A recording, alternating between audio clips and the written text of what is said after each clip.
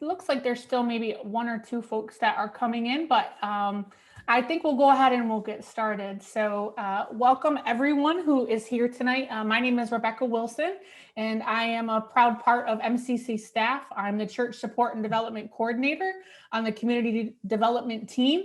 And tonight I'm here with some of my wonderful colleagues to present this webinar to you. We're calling it the Treasurers Webinar, but it's not just for treasurers.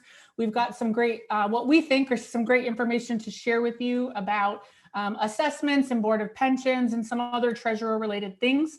We do want to acknowledge that the Board of Pensions is US centric. So it's specific to our churches in the United States. And so if anyone is here from outside of the United States and feels that that's not information that you need, we've moved that to the second half. So feel free to go if you wish, but also feel free to stay because there's other information that might be helpful to you no matter where you are located. So with that, I'm going to say a quick prayer and then I'm going to have my colleagues introduce themselves. So let us pray. God, we thank you for this day. We thank you for your spirit and for the technology that unites us and connects us. I thank you for each one that is present on this call tonight. I thank you for each one who will watch this recording later. God, may our conversation be fruitful and may it strengthen us for the work we do to support and to equip our beloved denomination, Metropolitan Community Churches. So all these things we pray in your many names, especially in the name of Jesus. Amen. So I have introduced myself, and now I'm really excited to introduce my colleagues, and we'll just say that it's been a really a great joy and a great honor to be able to work with my colleagues to put this night together for you. So I'm going to invite Marina to tell us who you are, what your work is, and what it is that what special piece of knowledge do you have to share with us tonight? Thank you, Rebecca, and hello and welcome everybody. It's so lovely to see so many people that I only ever usually see the names of on Tithe assessment forms. So it's lovely to see your faces tonight. My name is Marina Laws. I am Reverend Elder Cecilia Eggleston's executive assistant, but I also look after the donations that come into the denomination.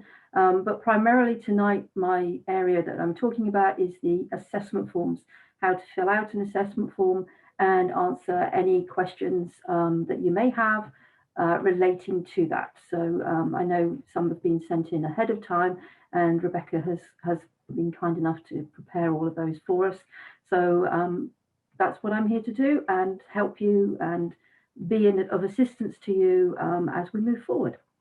Great, and we look forward to hearing your answers really soon. Tammy, we'd love to tell us who you are and what you're doing here. I'm Tammy Irwin, and I am here to present the Board of Pensions. I'm the Board of Pensions Administrator. I also am on MCC staff as the Finance and Accounting Coordinator.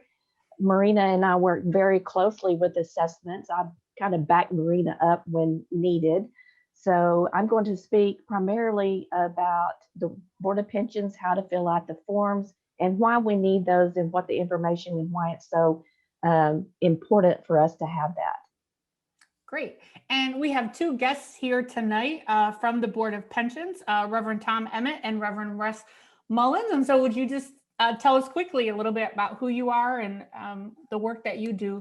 And Good evening, friends. So my name is Tom, and I've been with MCC since the early aughts, and I'm the president of the Board of Pensions, and I'm here to answer questions about the plan and the plan document. And I want to thank, more than anything, I just want to thank all of you as church treasurers. Having done a parish ministry for 15 years, if the church treasurer isn't doing their work, the church doesn't do well. So thank you so much for your work. Good evening, everyone. I'm Wes Mullins, and I am currently the Board of Pensions clerk. I've been every role imaginable on this board, as I'm now on this board for 16 or 17 years. So I'm also here tonight just for institutional knowledge, for questions that people may have. And I have to ask that you forgive my very country Western background because I'm in my in-laws' house after my mother-in-law had a stroke last week. So we're here providing support to her. So I ask for your prayers for her. She lost 50% of her vision last week. So we're adjusting to a whole new life without being able to see. So I am not normally a hunter and fisher. Well, we are so thankful, Reverend West, that you are here. And of course, we will pray for your mother-in-law and for your family. And one last just mention before we go into the questions. Behind the scenes tonight is Reverend Dr. Karma Amos, who is the resource development team leader. And she has just been supporting a lot behind the scenes. And tonight she is the one working all of our technology. So we're waving at her, even though we can't see her on the screen. So now we're going to jump into all of the fun stuff that brings us here tonight. And we are starting with some questions about assessments. And so, Marina, would you just tell us what is an assessment?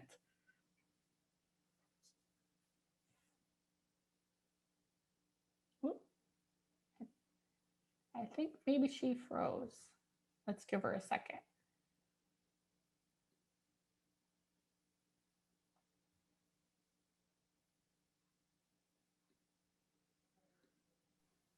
Let's see. All of those tech things, right? I think we just lost her altogether. Yeah. Say, where did she go? Oh, it looks like she's back. So we appreciate your patience. We'll give it. There you are, Marina. My apologies. I had a technical problem on my end. So I had just asked you the wonderful question that I know is on everybody's mind. What is an assessment? An assessment, as we will look at it biblically, is a tithe, which you will find in the Bible that God gives us 100% of everything, and we tithe back 10%. And I don't think that's what that God asks of us. So a tithe, our current tithe rate is 10%, and that's what the denomination asks us to tithe back to them. In our history, tithes have been seen as something as a stick to beat people with, but that's not what we're about. Your tithes go to help us a lot in paying our staff, keeping our resources going, helping other pastors and churches all over the world. So it's funds that come back to the church to help us keep everything running. So, Marina, you said that an assessment is 10%. What is it 10% of? What is factored into that? Okay. Shall I go to my PowerPoint, and then we can talk it through as we get there? Okay. So I'm just sharing my screen now. So many of you wonderful treasurers already know how to complete a monthly assessment form. But I'm also aware right now that we have got some new treasurers who have come onto the board recently, probably at the end of last year when the churches held their congregational meetings. So both Tammy and I have prepared PowerPoints for you this evening, and I'm just going to run through this, and we will get to the point where I can answer Rebecca's question a little bit more clearly for you all. So this is, as many of you know, what a tithe assessment form looks like. And there's lots of boxes and areas that we ask you to fill in. And I'm going to just run through that of why we ask you to fill them in and why they're so important to us. So the first box that we ask you to fill in is the top left-hand box with the church name and your meeting address. That is really, really important that you do put that in, because often we will not get a church name in there. Most of you are very good about putting MCC of the Cupcake or MCC of the Holy Spirit or whatever your church name is, and you will give us your meeting address. But unfortunately, not everybody does. And it is really, really important to us as we move through our church year, and we're auditing to find out, how many churches we've got, where they are, so that, if somebody asks us, have you got a church in X? We can go, yes, we have. And this is where you can find them. So this is an important box that we ask you to complete. And also, if your mailing address is different to your worship address, we would ask you to complete the box that's next to it. Our IT man, Mike, he's very, very helpful. This is a 2020 form, but he prepares the forms for us each year. So we've already sent out the 2021 template to most of you. It is also available on our website, and it is also available posted in the Treasurer's Facebook group. So the month is generally filled out for you, but we do ask you to give us your membership numbers each month. Again, that's to help us with audit purposes, and if somebody says, how many churches have we got with 50 or less members, we can then do a search, because we can find all that information quite quickly and easily. And also this number will tie into Tammy's presentation later. When it comes to the Board of Pensions, it's important that she knows how many members we've got, and it checks in with the numbers that we've got on our screen. Box number 3, right at the bottom of the report, we ask you to put the name of the person completing the form. Now, most cases that will be the treasurer. It would be really lovely if you could print the name of the treasurer, because we sometimes have a change of treasurer, and if we can read it, we can update our records, or we can just clarify that yes, our records are correct. And we also ask you to put the name of your pastor there. If you don't have a pastor right now and your pulpit is vacant, just write that in there rather than leave it blank, because that is a little bit, we don't know, have you got a pastor? Is there an interim? That helps us just by putting vacant in there. Then we get onto this big box that many of you will be aware of. Again, Mike has kindly put in the dates of each of the services for the year. So those are already in there for you. We do ask if you can perhaps include the service time, any tithes and gifts that you've collected during that service, and how many people were in that service. Now, we know right now that during COVID, that has thrown everything into a kerflunter, and your service times are different, maybe because you're recording the service and you're putting it out on a Sunday, maybe you're live streaming it, but as a general rule of thumb, put what time the service would be. So if it would be 11 o'clock on a Sunday or 10 o'clock on a Sunday, then please put that in that box. The tithes and gifts collected, that would ordinarily be how much money you've collected in the offering on that for that particular service. Now, if like the majority of us, you're meeting virtually, you may have a check sent in to you during the week, arrives at your post box. You may have online donations made. So those would accumulate. And I would suggest, this is not a command or a dictate, but I would suggest that you perhaps, if you get a check on the Monday, Tuesday, Wednesday, hold that over and count that for Sunday's offering, because some people will do that. We've also noticed that during this time, people are giving differently. So whereas if they were coming to church on a Sunday morning, they would put their check or their cash or whatever into the collection plate. Some people now are giving monthly instead of weekly. So the giving patterns are changing. And that also helps us to see that the giving patterns are changing. So if, for example, week 1 of the month, you get $1,000 in your plate, but week 2, you only get $200, that is helping us to see whether churches maybe need some help with resourcing, or maybe need some help that Rebecca can help with, or I can help with an agreement or something like that. And also the attendance count.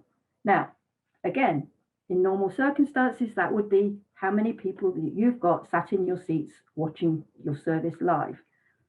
Things are different now. Some of you are live streaming. Some of you are putting it out on Facebook. Some of you are putting it on YouTube. Some of you are using Zoom. And we do get quite a few questions. How do I count that?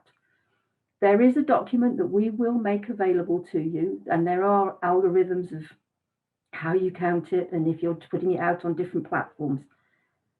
If, for example, you record it and you upload it to YouTube, generally, I would suggest that you go to, maybe you put it in on the Sunday, and then you count the viewing figures the following weekend. That way, because we know that not everybody now watches church on a Sunday. Some people are watching church at 3 o'clock on a Monday evening, or they're watching it at 7 o'clock on Wednesday. You know, our whole working pattern, now that people are working from home, that has changed. So I generally would say count it once a week, because your viewing figures on Sunday may be 11, but by the following Saturday evening, they've gone up to 120 or something. So choose a day and stick to it and put your attendance count in there. Again, at the bottom, we ask you to put your signature. That's where you sign it, the person that's completing the form, and again, the pastor's signature to show that the pastor has seen that form and has signed it off. Then we get to the income. So as you'll see, there's general gifts and contributions, and those could be cash collections, the tithes and the checks that you receive, any deposits that have been made online through your online giving button, or somebody has already direct deposited into your bank. So all of those go in there. Other gifts and contributions not recorded. So those might be something that you've got that comes in during the week for a specific purpose. You could put it in there, or it might be from somebody that doesn't normally come to your church. You can put that in there. Designated gifts and contributions. Again, they are for if, for example, somebody wants to pay for some rental income, that you're renting your church out and you're getting in $50 a week for renting it to a specific organization. Any fees, or you've sold something online, grants, or you've transferred some funds out of your building fund into your general account, you would put those in there. I think they're fairly self-explanatory, but again, if you need any specific help after this, we can talk and I can help you through that. Then we get exemptions, and there are things that funds that you can get coming in that are exempted from being titheable.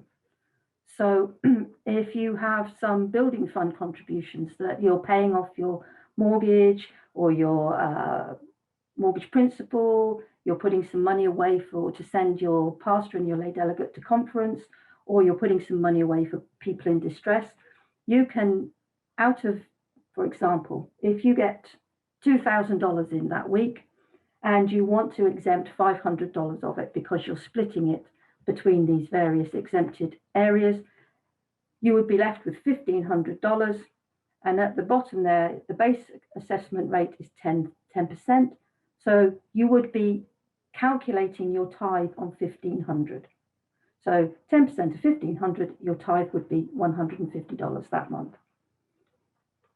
If for some reason you do find that you're struggling in this new financial year, please come and talk to me. We've already had some churches last year come and talk to me, and we can arrange a tithe agreement for you. That's fairly easy to do. We're here to help you. We're not here to hinder you. Our staff are here to help you, to resource you, and to offer all the assistance that you need. So please let us know, and we can work with you on that. Some churches do send a generous in faith additional offering. It's not a mandatory thing. Some churches choose to do that if they have some extra cash left over and they would like to offer us a generous in faith gift. So if your church is wanting to do that, all we would ask is that in that box, number 7, you write in the percentage that you're giving us in addition to the 10%. Some churches, when we dropped our tithe from 11.5% to 10%, they still gave us the extra 1.5% as a generous in faith donation. So if that is the case, just write 1.5% in there. And by the magic of technology, if you're using the form online, that should automatically be calculated in the box, because I know Mike's done a lot of work on that to make sure that these boxes generate for you. Now we come down to the boxes at the bottom. So we put in there the calculated assessment, which we take from the example previously, which is $150. If you're going to give a generous in faith, you would write that amount in there as well. Let's say, for example, it's $20. If you're giving to an emerging church partner, this amount isn't sent directly to us. That amount goes directly, you liaise with the church that you're partnering with. You don't send that money to us, but we would ask you to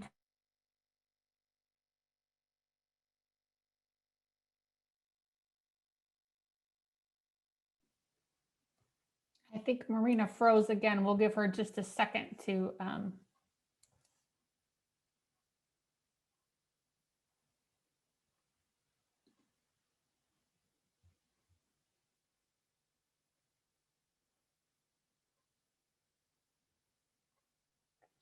Again, thank you for your patience. Hopefully it takes her just a moment to.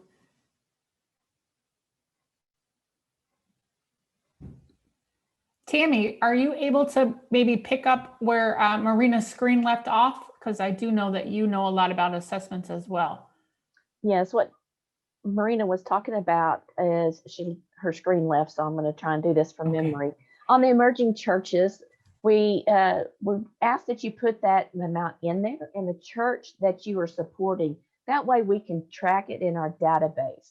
So it's like Marina says, we don't want you to send the money because we're not doing pass-throughs, but we would like to track it to know who our churches are supporting. So that helps everybody in the on the staff do their job and help do that. Then the calculation, if I remember correctly from Marina's screen, it automatically calculates the percentage from your total giving. And it subtracts your deductions, and then it gives you the amount your assessments for you to pay. So in the bottom of the box, then there's a place where you put your check number and the amount of your check. So hopefully. She just popped back in. Hello, Okay. Welcome back, Marina. We are glad that you're back. If you want to pick up where you left off on your screen, that would be great. My apologies, and thank you, Tammy, for Yeah, I touched on the emerging church and why it's important to put that in there. And yep. I was explaining the calculations at the bottom without your form up on the screen. That's great. Thank you so much. And the only other thing I would like to point out there is that if when we get to the Easter or October, churches take a second offering to help with the Easter and the fellowship offering, then if you're sending your check with the tithe form for that month, we would ask you to put that amount in that box so that we know that you're including that. You don't necessarily have to send a separate check. It's helpful if you do, but if you are sending your assessment and your extra offering, then please let us know, because that's really helpful. So then we get to the final bits of the form. It's really, really helpful if you can scan the form and email it to me. That saves so much time, and it saves paper, it saves a stamp. If, however, you prefer the old-fashioned method, and I'm not opposed to that at all, then you can mail it to me, and we have our new mailing address here in Ocala. So that's clearly stated there for you. If you're sending a check, it's helpful also to put the check in with the form, because that way they stay together and we can keep a record of them. They can be entered into the system together, and everything is kept as one. However, if you choose to pay online, which is also a fabulous method, again, saves paper, saves stamp, saves it getting lost in the mail, then there is a link there to pay online assessments, and it's very quick and easy to do. We would ask, please do not staple the check to the form. It helps because we have to feed it through machines for the bank and for scanning, so it's helpful if you don't do that. And payments are due by the 10th of the following month. It's not a problem if it doesn't arrive by then. It's helpful for our accounting purposes if we do receive it by the 10th, because as Tammy said, we work very closely together, and it does help us to work on our figures. But if it doesn't, that's fine. And as Tammy said, there is an area in the bottom of the form where you can write the check number and the date that you've written the check. Again, that's very helpful, that should the check become detached from the form, we can tie it up and quickly find it. If there's this bottom section, number 11 box, this isn't applicable to everybody. It's usually working with churches who are on an agreement and we're having to find a way for them to pay any arrears. So this would be only used if you are paying arrears and we've made an agreement that you pay so much back per month. So this isn't a necessary box for everybody to fill in all the time, just if you are, as I say, paying arrears if you're on an agreement. So that's a recap. The box, the numbers 1 to 10 in red are the boxes that we really do need you to complete, please. I know it can be a nuisance, but we're really not asking you to do anything for the sake of asking you to do it. We really do need you to do it. And box number 11 should only be done if you're in an agreement and need to pay back arrears. Marina, can you share that screen with us? Which box? The last, we've got also a question, but we didn't see box 11, the last couple of slides. Okay, this one here. Dropped off. Okay, number 11, can you see it now? Okay, so this is the area that it's right at the bottom of the form and it's not applicable to everybody. Okay. We had a question, Marina, from Vicky, who in the chat box, she said, we do electronic filing, so there are no signatures. Is that acceptable or should we start printing and scanning? I'm not one for, let's waste paper and scan it. As long as you can write the signatures in for me, they're electronic, that's fine. Then, the pastor's seen it, that's fine. We'll gladly accept that. Don't go printing and unnecessarily wasting paper, that's fine. Great. And for those of you that were asking about the forms, all of these documents are available in PDF and other formats on social media and have gone out in emails, but we will make sure that in the next couple of days when we send out the link to the recording for tonight, that all of these documents are also easily accessible to you. So if anyone has any questions particular about assessments, if you want to type them in the chat box now, I can share them with Marina, or as they come in, we can go on to Tammy, but at the end, we've saved some space to come back for open questions. So Marina, thank you for all of that great information about assessments. And all of you, please just know that at any time that you have a question, Marina is available by email to answer that. And I work closely with Marina in supporting you, and we are happy to be able to do whatever we can. And the same is true for Tammy. So I think we're gonna jump over right into Board of Pensions. And so, Tammy, you shared with us, you have multiple roles on staff and with the Board of Pensions. So it looks like you have your PowerPoint pulled up. And so if you just want to talk to us about, first and foremost, what is the Board of Pensions? The Board of Pensions is a pension plan that was started many years ago that would help our clergy, this is US based, have a little bit of a nest egg for when they retire. So there's a lot of documents that taking place that you have to meet, requirements that you have to meet to be able to be put on the plan. And then you have to meet so many years, and at the age of 65, there's a lot of that in our plan document. And any of those questions we can have later, and Reverend Tom and Reverend West can answer those later. So it's just a small savings 401k plan that it was put together for our clergy for when they retire. It is not enough for you to retire on. So it's just something a little extra that we were able to do.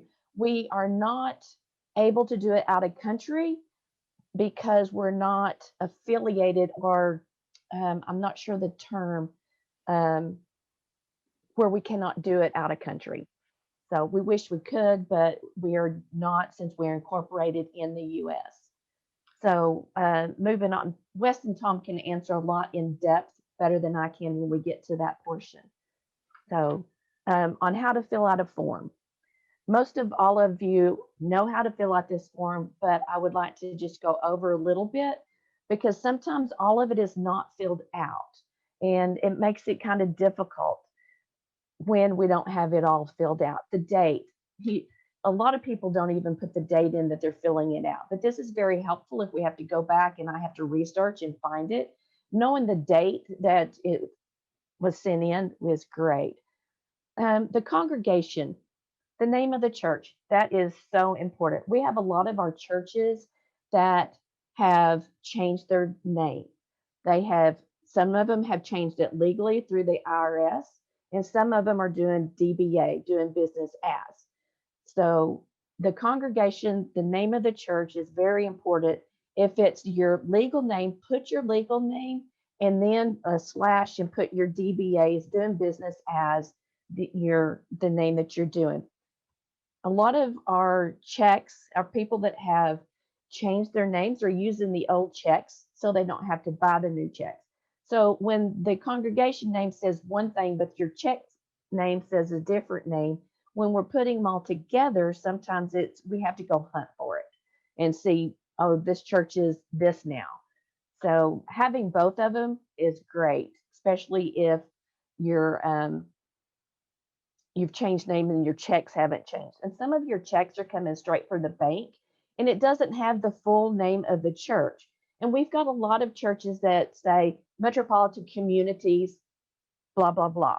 Well, it's hard when that check comes in from their bank to know which church it's from because the address on the check doesn't say the state or even the town that the check's coming from. So it's very helpful if we can have that information too, or if you can go back to your bank and have them put the entire name of the church on that check that comes in through electronic check. So filling all of that out is really important to me to be able to put everything into our database so we can pull that information out. The senior pastor, but like Marina said, this is very important to know. If you do not have a pastor or a gap pastor or interim pastor, just put that it's vacant. And the treasurer's name, that, it goes back to your assessments form. It's the same thing, and the phone number.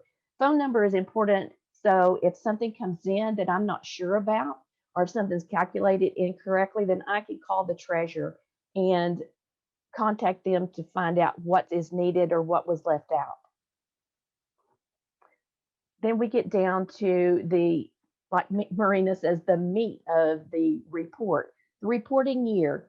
The form for 2021 is on the website. It's under Board of Pensions, and you can scroll down to probably 3/4 of the way, and the new form is up there ready for you to fill out. So a lot of people are not using the new forms for the new year. If they can go to the website, or if they need it and cannot find it on the Board of Pensions webpage, please let me know. My email address is BOP for Board of Pensions at mccchurch.net, and I'd be more than happy to get you the 2021 form. Also, when you're filling out the form, please mark the box that the quarter that you're paying. A lot of times that box is not checked. I have to go back and see in our database if you've paid your first, second, or third quarter to try and figure out maybe what quarter you paying for. So that's really important. Then your active membership. Each month could be different. So if you would definitely fill each one out. This membership should also come from your assessment form that Marina was talking about on that first page. The membership that you have, members, not how many you were in your worship service, needs to match what's on your assessment form. Then the calculation this year, we've gone to $1.75. It is up from $1.50 from last year. This year at $1.75, that should stay the same for several years. We did a vote at conference in 2019, I believe it was, no, 16, that it would increase because we hadn't had an increase for inflation in ever. So we did that to kind of keep up with the time. So it's $1.75. Please make sure that your calculations are correct. This form does not populate like the assessment forms. So you have to do it manually and calculate it. So if you could, because I do check those, and sometimes it's been off, and I contact the church to let them know and that they're short, and that we'd appreciate them making the payment whenever they can. So that is very important. Next slide, Marina. So here again, your check number. If this is a check that you're mailing in, if you'd please put the check number and the check date and the check amount. Some of our churches are on agreements as well to help with their back pensions. So they'll put the amount of the check on there, and then also put, if you're paying arrears, you can separate that out and let me know that how much you're paying towards your arrear pension. The electronic checks, I do know that you cannot put the check number on it. If you're doing it electronically, just email me the form. There's no sense in wasting paper again and printing it out and mailing it to me. You can just email it. And a lot of you are using the Tammy Irwin at mccchurch.net. That is fine. Either one, my MCC email address or my Board of Pensions address would be great. Right here is an email address. This is really important because we're trying to get our database updated with everybody's new email address. And this is the way I also can contact you. A lot of the churches, since they're not operating inside, they don't have their clerk or their secretary working in. So a phone call is very hard to get a hold of anybody at the church, has been my experience. So if everybody could write your email address down here, that would help tremendously in trying to contact. We can also, if it's a new address, please put that it's a new one so we can update the database. So the Board of Pensions and the assessments have two different addresses. We have separated that because we are not officing in one office any longer. So the assessments go to Ocala. Your Board of Pensions come to me, which is in Wichita Falls. That way I can have all of the Board of Pensions together, and Marina can have all the assessments in Ocala. So we're two separate entities. We each have our own EIN number, even though that we are together as one. We do have to keep it separate because we're a pension plan, and a pension plan is designed differently than the regular bank. So we have two different banks because we're two different entities. So that is how the form, I have made things up in that to try and be cute. And I'm very grateful for everyone that fills out their form. If you do pay electronically, please remember to email me your form. Thank you, Tammy, for all of that wonderful information. We have a couple of questions in the chat box that I'm going to send to you. And then before we head on to Reverend Tom and Reverend West, but one, I believe the question about when the Board of Pension rate, you mentioned the General Conference. I think it was 2019 when that initial increase went up. But we had a question, again, someone was asking specifically about if they could pay by PayPal, their Board of Pension payment. Okay, we are applying for a PayPal account. So in the future, yes, you will be able to pay for your Board of Pensions. It will have a specific name for Board of Pensions so you don't get it mixed up with assessments. Because like I said, we can't have you paying your Board of Pensions into the assessment button, because then MCC has to turn around and write a check to the Board of Pensions, and it just mumbles it up. So yes, we are working towards getting a PayPal button for the Board of Pensions, which will make it easier since, you know, most of us are not meeting in person and cannot have the pastor and treasurer all sign the forms. So we'll anxiously wait for an update about how to click that PayPal button. Yes. We had a question about how the pension amount is determined, and I'm going to hang on to that question until we hand it over to Reverend Russ and Reverend Tom. We had a question about if a pastor resigns from a church and you have MCC, is that pastor still eligible for a portion of the retirement contributions? If he retires, If he resigns is how it is written in the box. if he resigns from that church, yes, he is still eligible as long as he keeps his AAA ministry and he's working in an MCC church. There is going to be a lapse in him resigning and getting into another church. So So the best thing would be for that individual pastor probably to reach out to you and or Reverend Kathy Alexander, the vocational leadership coordinator, to talk about the specifics of that, right? Would that be the best advice? yes. Okay, so thank you. And someone asked if the slides would be available. Yes, after tonight, all of the slides and the video of tonight will be available. So thank you for joining us.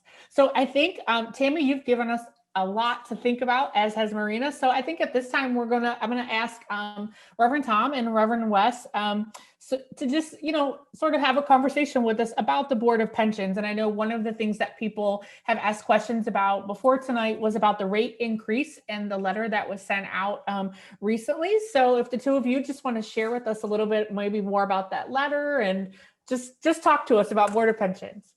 You bet. My name is Tom, and I am the president of Board of Pensions. I've been on the board since 2012.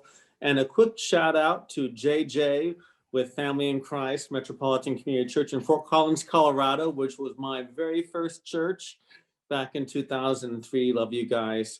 Thank you for the privilege of just sharing that love. And so the Board of Pensions, what was the question again? You're muted. Just here. sort of a general conversation about talking to us about the letter that recently went out with the rate increase. And so we had received some email questions sort of about that.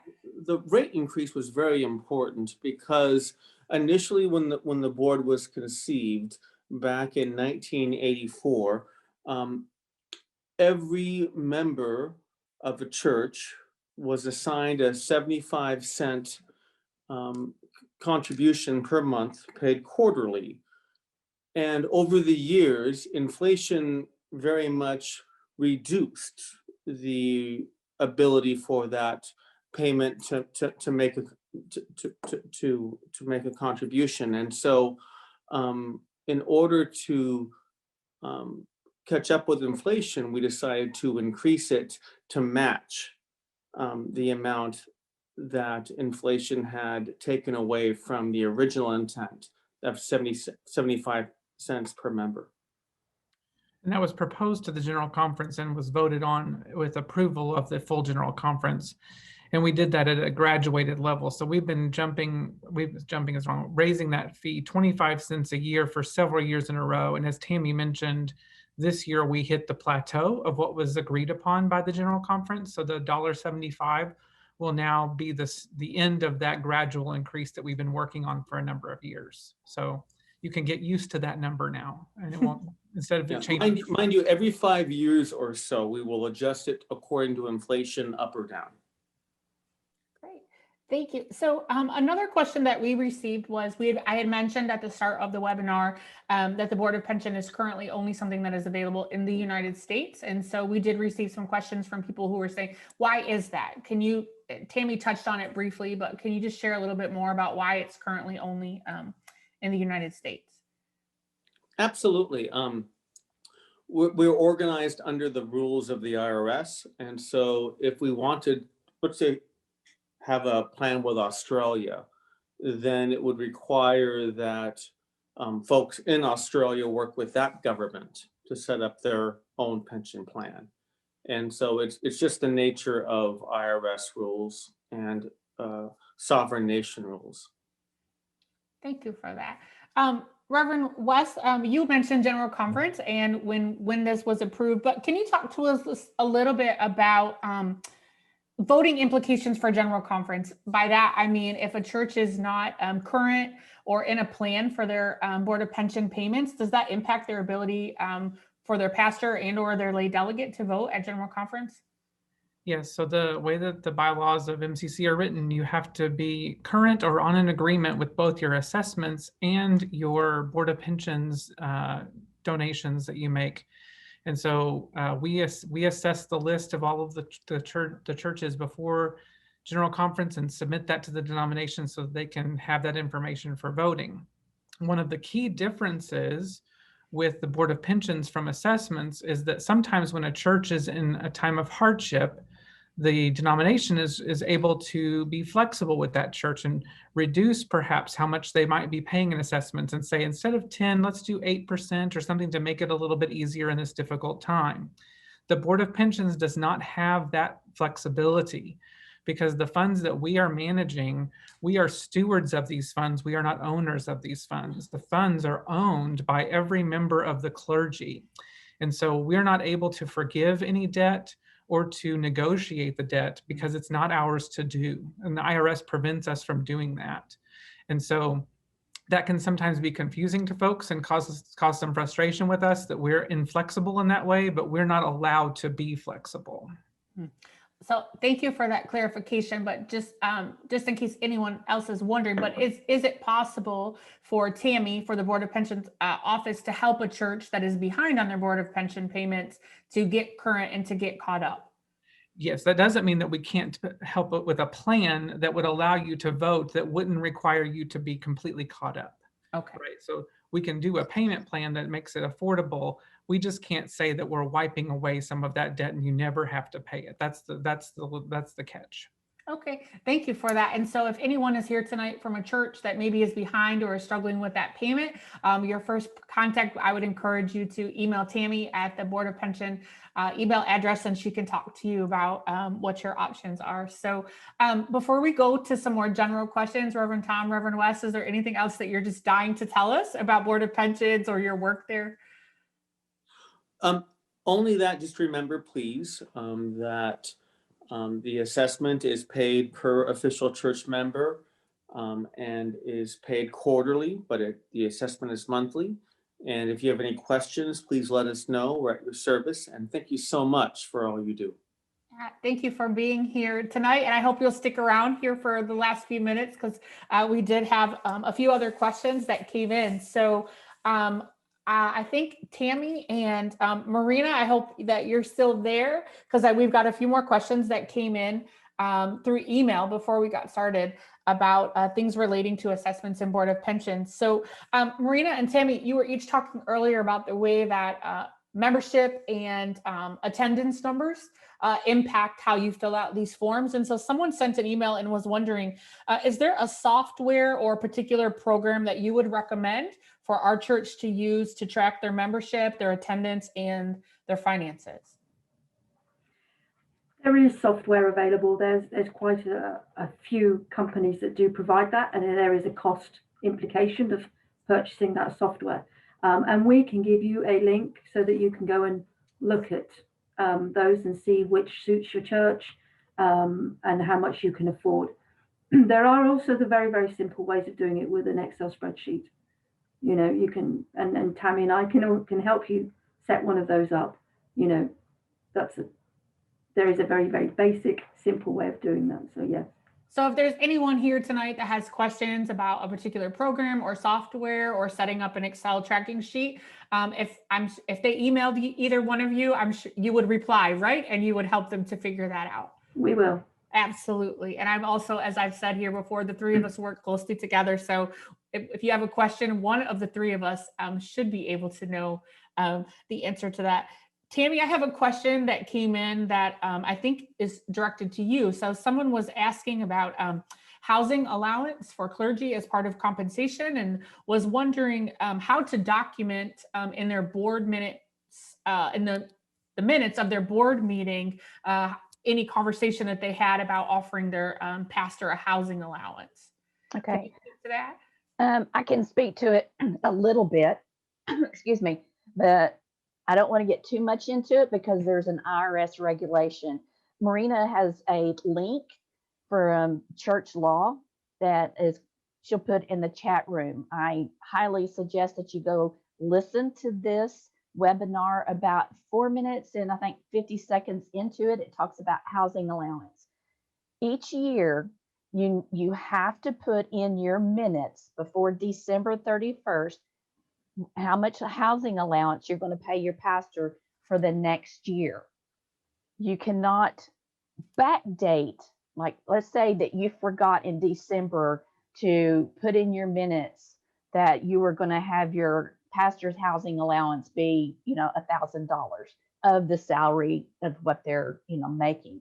There's regulations on how you calculate how much you can take it for a housing allowance. That again, refer back to the IRS. There is so much into that you have to be able to prove that the housing allowance that you're getting matches up to your taxes when you file. But if you don't put in your minutes your housing allowance before December 31st, and you think, oh, in like February, oh, we forgot to put it in our minutes, it states that you can't retroact the housing allowance back to January. You have to start from the day you put it in your minutes. So the pastor would not be able to claim January any housing allowance. You'd have to start as the minutes that you take in that the month you do it. So if you haven't put that in your minutes, please go back, do your minutes before it gets any further into the year. And please watch this video because there are some exceptions. And I do not know all the exceptions to that to go back. So that's a very IRS regulations. Thank you for that, Tammy. And just I'll call attention in the chat box, Marina posted, it's a long hyperlink. It starts with church law and tax. And so if you click that link, it will take you to a video that talks more about this IRS question. And also this video link, we can share it in multiple places and make sure you get it out. And Marina, I see that you mentioned in the chat box something about a treasurer's Facebook page. Can you tell us more about the Facebook page? Yes, there's a Facebook group page for treasurers and anybody that handles the finances in the church. So it's a closed group. So all you've got to do is just find the group. It's MCC Treasurers, and you can request to join. Just let us know which church you're at, and one of the admins will let you in. And you can ask questions there. We do have pastors, we have treasurers rather, that ask us questions, and they get answered. There are also places where new treasurers ask questions. We can put you in touch with another treasurer, and maybe they can mentor you and help you through that process. And again, the three of us, we work very closely together. So if there's a question there, we will monitor that group and we will post things for you like we did with this webinar. We do with all the PowerPoints will be available there as well for you. So it's a useful group, and you can start conversations and chat with other treasurers as well. You don't just have to chat with us. So. Thank you, Marina. So I'm paying attention to the time, and we wanted to try to keep it to an hour, and we're close to the hour mark, but I didn't want to end with, if there are any other questions that anyone has, please type those in the chat box and we will do our best to answer them. As we look and see if any other questions come in, we'll just share that in my role as Church Support and Development Coordinator. I work closely with boards of directors. And so if you have new members on your board, if you recently had a meeting and you're looking to get your board trained, or you're looking for resources or just someone to come in and chat with you, I would be more than happy to do that. And so I will put my email in the chat box. But again, I'm here. I can work with your boards. If you have questions about bylaws, I can talk to you about any of those. Also, if there are things that your church, your board, or you as a treasurer or whatever position that you have, if there's trainings or webinars like tonight that you would want about a particular topic, tell us that now, or send one of us an email and say, hey, I'd like to hear more about this, or I'd like to talk to people that, whatever that might be. We are always looking for new ways that we can support you. So your advice about the things that you really need support on is important to us. So I'm checking the chat box, see if any other questions are here yet.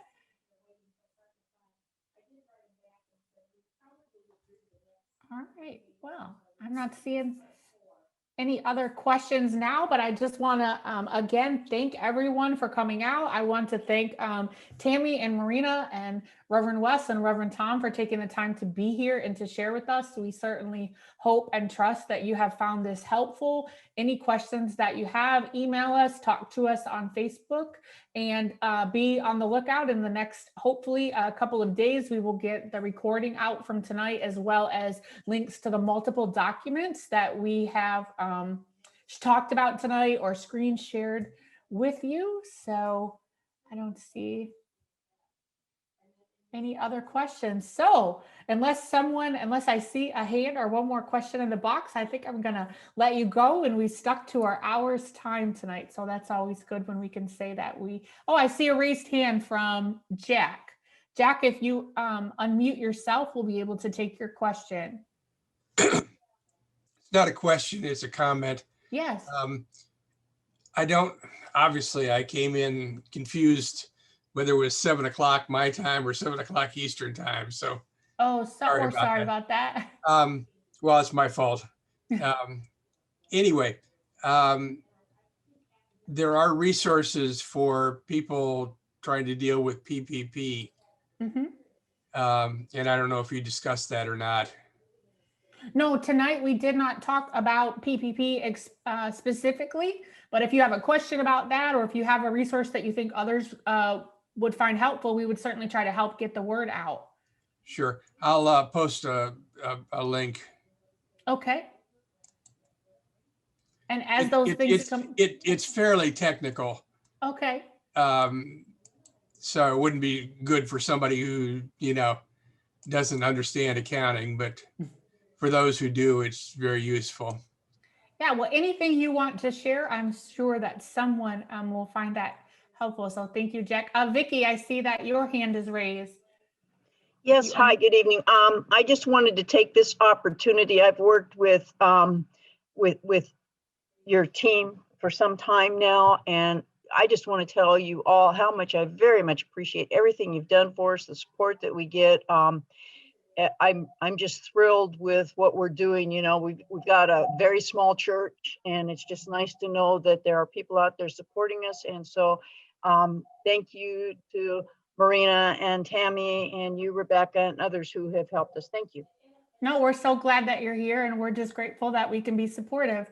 I see another hand. Who's the other hand? It's telling me 2 hands are raised, but then it's not telling me. So if that's you, unmute yourself and share. Oh, maybe not. All right. Well, then I think with that, I will bless you all to go and to have a great night, and look forward to hearing from you all. And Minister Tomas, it's good to see you. Send my love to my friends in Baltimore. So, all right. Have a good night, everyone. Thank you.